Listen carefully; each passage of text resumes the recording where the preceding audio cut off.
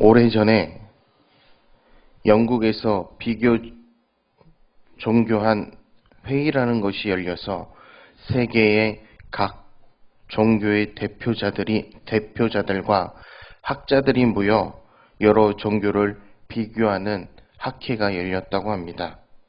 이 학회에서 이러한 질문이 제기되었는데, 기독교 신앙이 가진 독특성이 도대체 무엇이냐고 물었습니다. 다른 종교와 기독교가 구별되는 특징은 어디에 있느냐고도 물었습니다. 한 목사님이 기독교 신앙의 독특성은 성육신 사건에 있다고 대답했습니다. 하나님이 인간의 육신을 입고 이 땅에 오신 성육신이야말로 기독교 교류 신앙의 독특성이다라고 이야기를 합니다.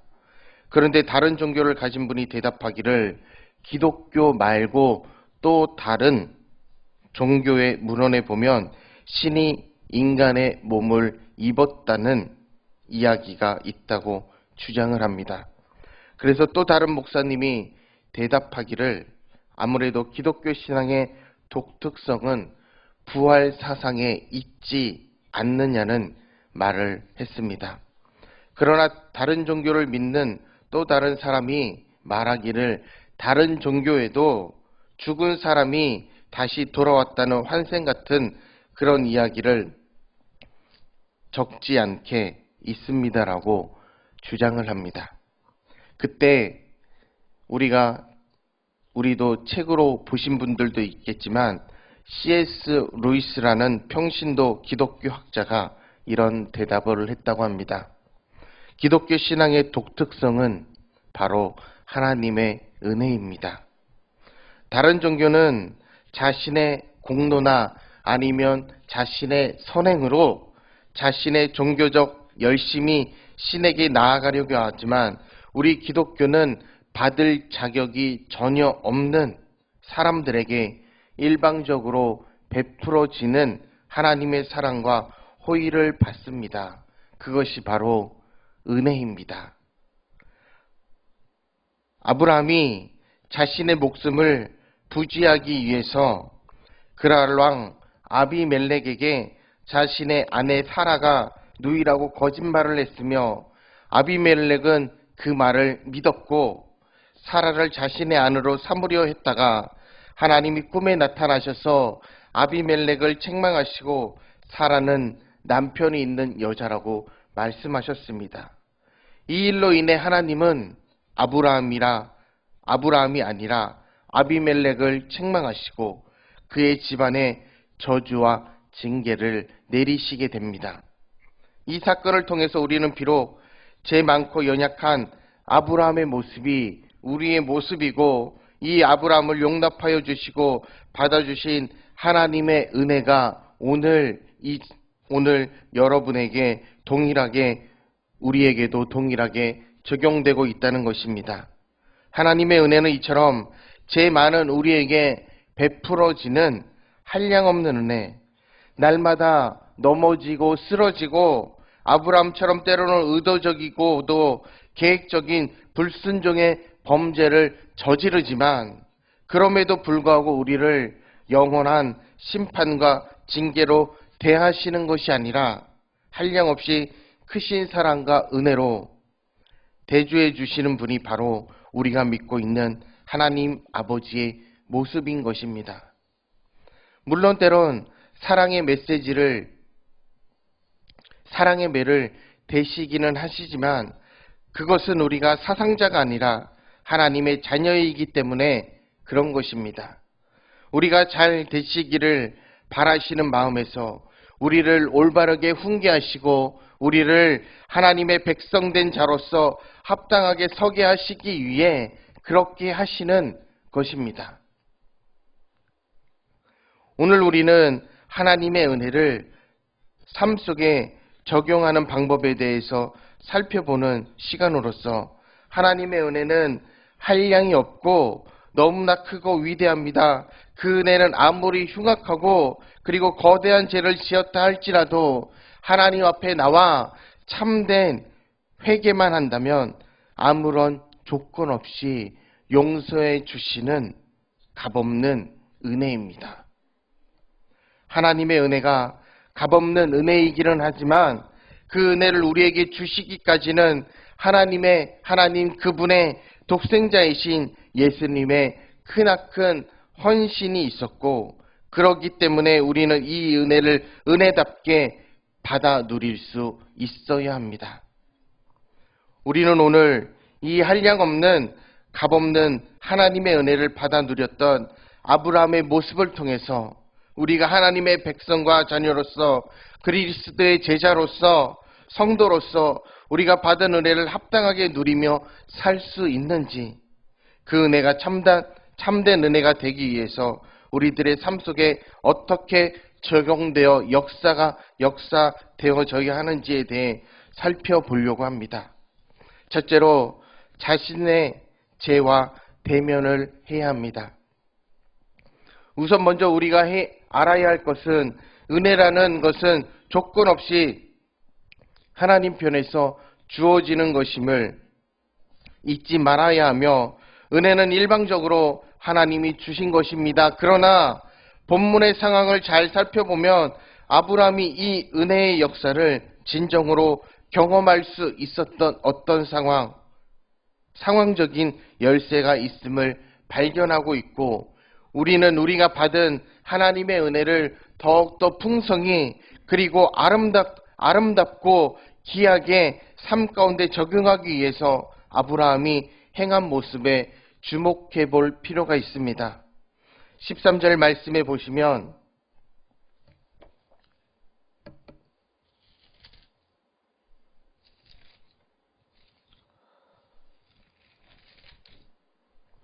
하나님이 나를 아버지의 집을 떠나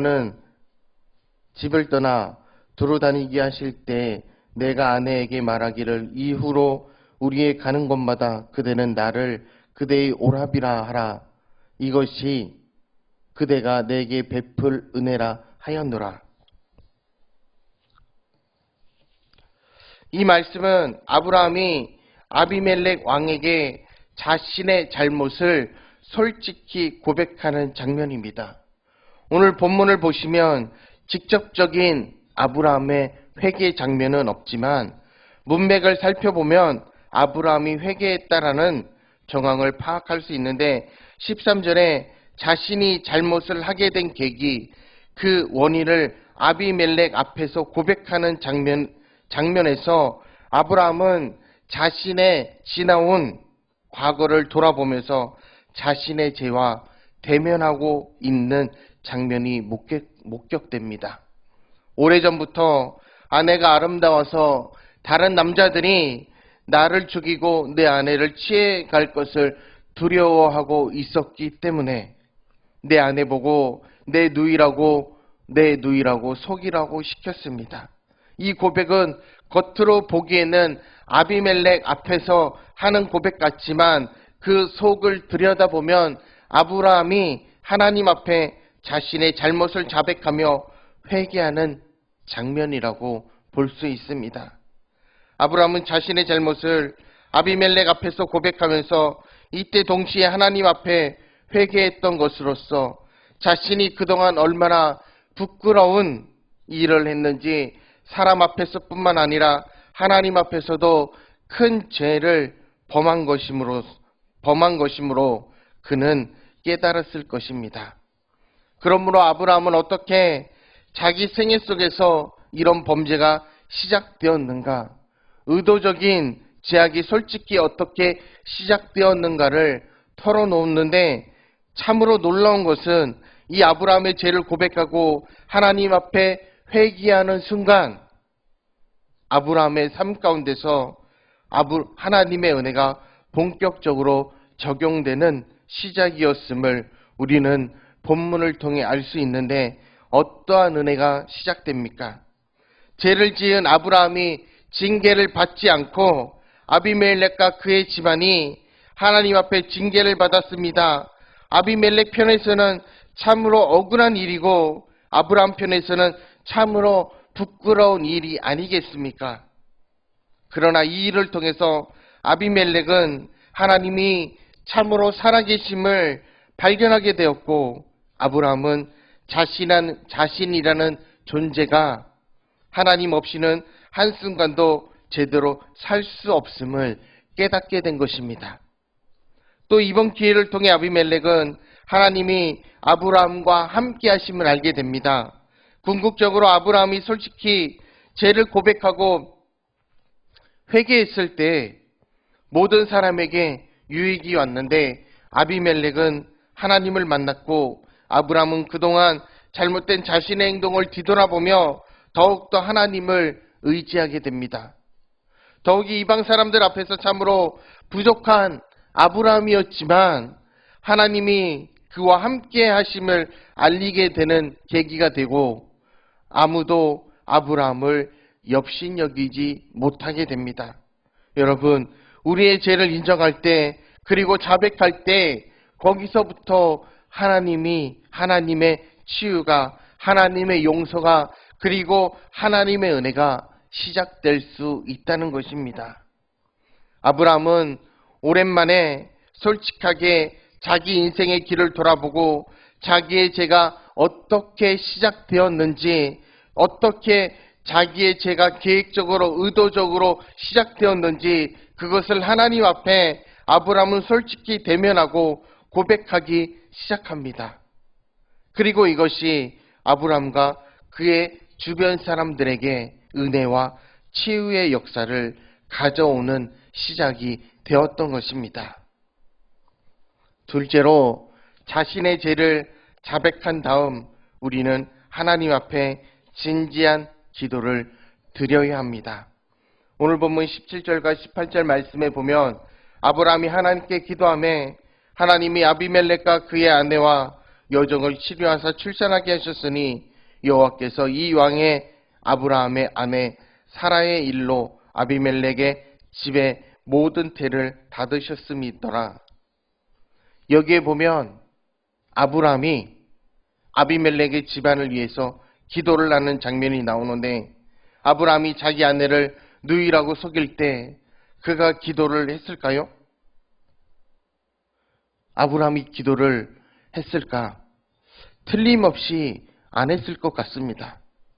기도를 하지 않다가 넘어지고 범죄했던 아브라함이 이제 다시 기도하기 시작하며, 표면적으로 보면 아비멜렉 집안을 위해 기도를 했지만 속으로는 참으로 부끄러운 자신의 죄를 회개하며 그런 자신을 받아주고 나를 용서해 주신 하나님 앞에 감사 기도를 드렸던 것 같습니다. 그리고 앞으로도 하나님의 은혜와 도움이 없으면 자신은 아무것도 할 수 없는 연약한 죄인임을 고백하며 하나님의 도우심을 구하는 기도를 했을 것입니다. 아비멜렉을 위해서, 또한 부끄러운 자신을 위해서, 그리고 자신의 아내를 위해서 아브라함은 기도를 했습니다. 이 기도가 하나님 앞에 올려드리자 본격적으로 아브라함의 생에 회복의 은혜가 시작되고, 하나님은 아브라함을 그의 종으로서 권위를 세워 주십니다. 비록 잘못을 하고 실수를 했지만 믿지 않았던 그랄왕 아비멜렉과 그의 백성들 앞에서 아브라함의 권위를 세워주셨으며, 그동안 생명을 잃어버릴 수 있다라는 두려움에 빠져있던 아브라함에게 자신감을 회복시켜 주십니다. 그리고 그의 주변 사람이었던 아비멜렉과 그 가정에 임했던 저주와 징계가 사라지고 다시 하나님 앞에 회복되는 역사가 일어나도록 하나님께서 역사하십니다. 더욱 놀라운 것은 본문 다음 장에서 드디어 아브라함이 사라를 통해서 이삭을 출생하게 된다라는 것입니다. 이삭의 출생은 이미 하나님께서 아브라함을 통해 약속하신 바였습니다. 그러나 아브라함이 자신의 오래된 잘못을 하나님 앞에 정직하게 구하고 회개했을 때 이 일을 통해서 그동안 응답이 지체되었던 하나님의 약속이 실현되는 것을 우리는 발견할 수 있습니다. 이처럼 회복의 은혜, 응답의 은혜는 자기의 죄를 정직하게 인정할 때, 그리고 정말로 하나님의 은혜의 도우심을 받기 위해 주 앞에 엎드려지어 진지하게 기도할 때 이루어진다는 것입니다. 내가 하나님 앞에 나와 그분께 진실된 마음으로, 하나님 앞에 진실된 마음으로 우리가 기도할 때, 이때가 바로 하나님의 은혜가 부어주시는 순간이고, 하나님의 은혜가 부어지고 그 다음에 하나님의 치유가 시작되며 하나님의 영광이 나를 통해 나타나게 될 것입니다. 하나님의 간섭이, 하나님의 도움이 내 생애 속에 계속해서 나타나시기 바랍니다. 하나님은 자신의 죄를 대면하고 회개하며 하나님 앞에 나와 기도했던 아브라함의 기도에 응답하셨습니다. 아브라함의 기도를 응답하시고 아비멜렉도 살려주시고 그의 집안도 보호해 주셨습니다. 모든 상황이 온전히 하나님의 의도하신 대로 잘 해결되었지만, 여기서 우리가 주목해야 할 것은 아브라함이 달라졌다라는 것입니다. 아브라함이 그 죄를 인정하고 그리고 그 죄를 고백하고 거기에서 엎드려 하나님의 은혜의 도우심을 진지하게 구하기 시작했을 때, 거기서부터 하나님의 은혜가 부어졌고 하나님의 은혜가 넘치기 시작했습니다. 사도 바울은 이에 대해서 우리가 하나님의 은혜에 거하려고 죄에 거할 수 없다라고 말합니다. 왜냐하면 하나님의 은혜를 정말 경험한 사람, 하나님의 은혜를 깨달은 사람, 그 하나님의 은혜가 얼마나 놀랍고 얼마나 깊이가 있는 것이고 얼마나 위대한 것인가를 깨달은 사람마다 일시적으로 잠시는 죄에 끌려다닐 수는 있지만 결국은 죄 속에 빠져나오기 때문입니다. 그리고 죄의 결과와 영향력은 아브라함의 자녀 이삭에게까지 영향을 미쳤던 것을 보더라도, 다윗과 그의 자녀들이 겪었던 아픔을 보더라도 우리는 죄가 우리에게 끔찍한 고난과 시련을 주지만 하나님의 백성들은 하나님의 은혜 앞에 서게 된다는 것입니다. 주의 은혜를 경험한 사람, 그리고 정말 기도한 사람, 그 은혜를 계속적으로 구하는 사람, 그리고 그 은혜를 붙들고 사는 사람들은 결국은 이 죄에서 빠져나와 하나님의 은혜의 승리의 영토 안에서 견고하게 서게 될 것이며, 이 궁극적인 승리가 하나님의 약속인 것을 믿으시기 바랍니다. 복음서를 읽어보면 예수님이 이 땅에 계실 때 간음하다가 잡혀온 여인의 이야기가 나옵니다. 예수님 당시에 여성들이 간음하다가 잡혀오게 되면은 남자들은 안 그래도 이 여자들은 그 자리에서 돌에 맞아 죽어도 문제가 되지 않고 당연하게 여겨지던 그 당시의 사회였습니다. 이 여자는 꼼짝없이 죽게 생겼고 사람들은 다 돌을 하나씩 들고 있었습니다. 그때 이 상황 속에 개입하신 예수님이 어떻게 말씀하십니까? 너희 중에 죄 없는 자가 돌을 들어 이 여인을 치라. 이 말을 듣고 한 사람씩 돌을 놓기 시작합니다. 예수님은 계속 쳐다보시고 예수님의 눈길을 머무는 곳마다 사람들은 돌을 들고 있었는데 그 돌을 한 명씩 떨어뜨리고 그 자리를 슬그머니 도망가 버립니다. 그리고 마침내 아무도 없었습니다. 1대1로 그 여인과 예수님께서는 만납니다. 예수님이 그 여인에게 무슨 말씀을 하십니까? 나도 너를 정죄하지 아니하노니 내가 너를 용서한다. 그러나 예수님의 말씀은 거기서 끝나지 않았습니다. 나도 너를 정죄하지 아니하노니 가서 다시는 죄를 범하지 말라. 그러나 우리가 연약합니다. 예수님께서는 이 여인을 돕기 위해서 이 여인뿐만 아니라 이 여인과 비슷한 모든 인류들을 돕기 위해서 예수님이 십자가를 지신 것이라고 저는 믿습니다. 십자가 위에서 예수님이 연약한 우리를 위해 우리의 모든 죄를 담당하셨습니다.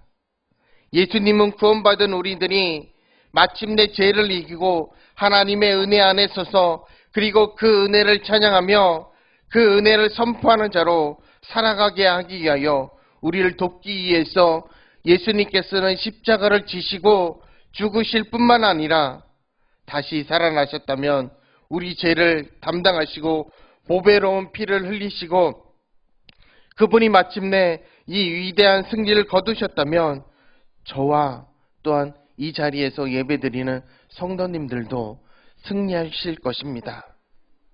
아브라함과 같이 죄로 인하여 넘어짐을 경험하셨습니까?